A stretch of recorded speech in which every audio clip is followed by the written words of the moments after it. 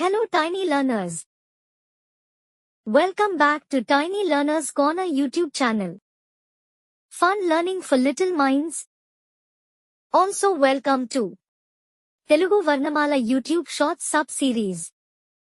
ముందు షార్ట్ వీడియోలో మనం వర్ణమాల అంటే ఏమిటి, వర్ణమాలని ఎన్ని రకాలుగా విభజించారో నేర్చుకున్నాం కదా పిల్లలు.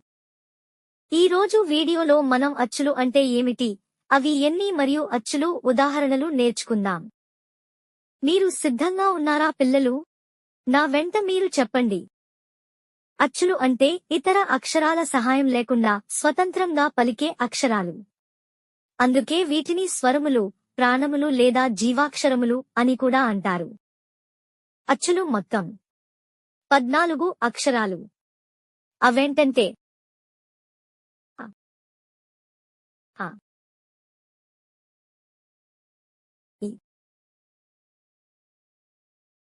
ఉ, రు, రు, ఎ, ఏ, అ,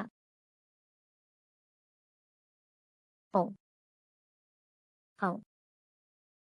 చాలా బాగా చెప్పారు పిల్లలు. వీడియో చూస్తూ ఇంకా బాగా ప్రాక్టీస్ చేయండి. తర్వాత వీడియోలో హల్లులు అంటే ఏమిటి, అవి ఎన్ని మరియు హల్లులు ఉదాహరణలు నేర్చుకుందాం.